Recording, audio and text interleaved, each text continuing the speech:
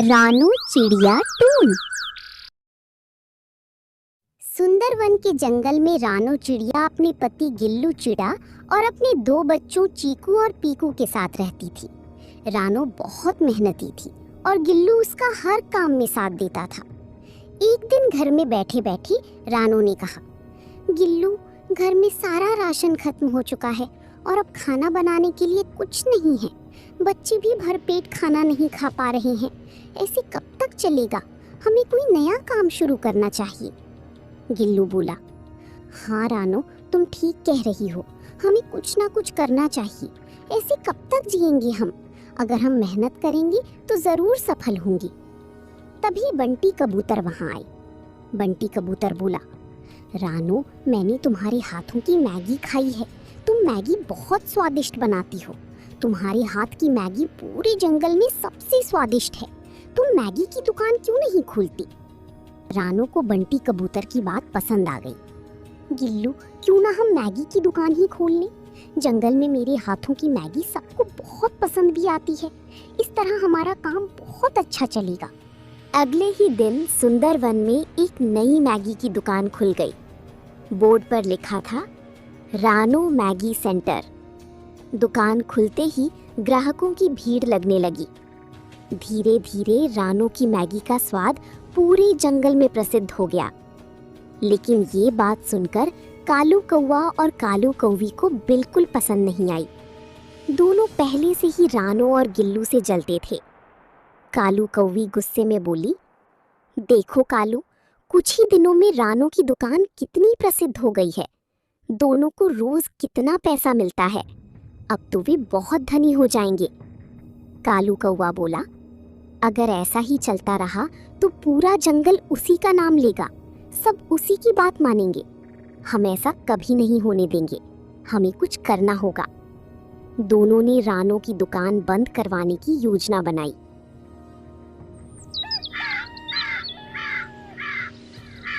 अगले दिन दोनों मीठी मुस्कान के साथ दुकान पर पहुंचे।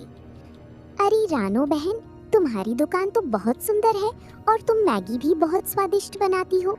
हम सबको तुम्हारे हाथों की मैगी बहुत पसंद है। रानू उनकी बातों में आ गई। उसे नहीं पता था कि दोनों के मन में कुछ और ही चल रहा है।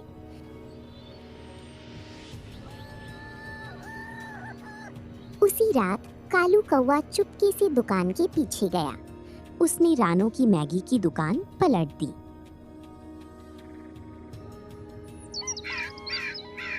सुबह हुई। रानू अपनी दुकान पर आकर ये सब देखकर हैरान रह गई। लेकिन मिट्ठू तोता और बंटी कबूतर मदद के लिए आ गए। कुछ ही घंटों में सबने मिलकर दुकान को सही किया और फिर उसी जगह पर रख दिया। दुकान फिर से चलने लगी। कालू कौवा और कालू कौवी दूर से ये सब देख रहे थे। उनकी पहली योजना असफल हो गई थी। कुछ दिनों बाद जंगल में मैगी प्रतियोगिता की घोषणा हुई। विजेता को स्वर्ण कप मिलने वाला था। रानू ने प्रतियोगिता में भाग लेने का फैसला किया। ये सुनकर कालू कौवी बोली, अगर रानू जीत गई तो उसकी दुकान और भी प्रसिद्ध हो जाएगी।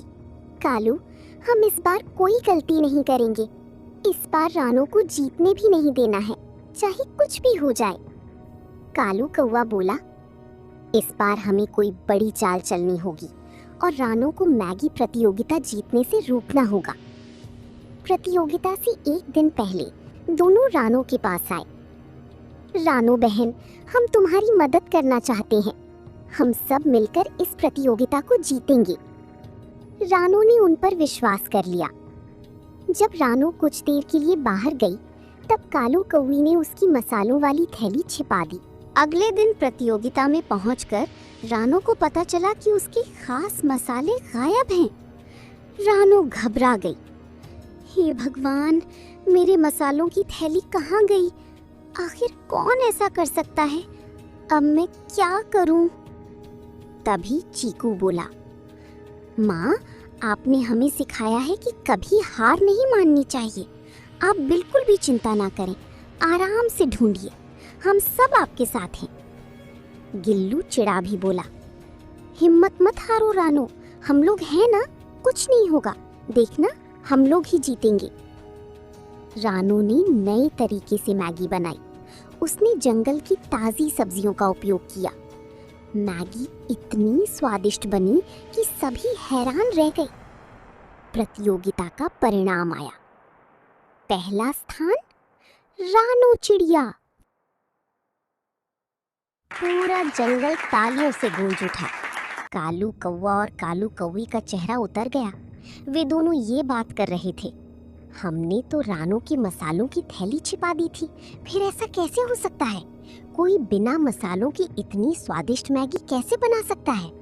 ये सारी बातें बंटी कबूतर कालू कौवे के घर के बाहर बैठकर सुन रहा था।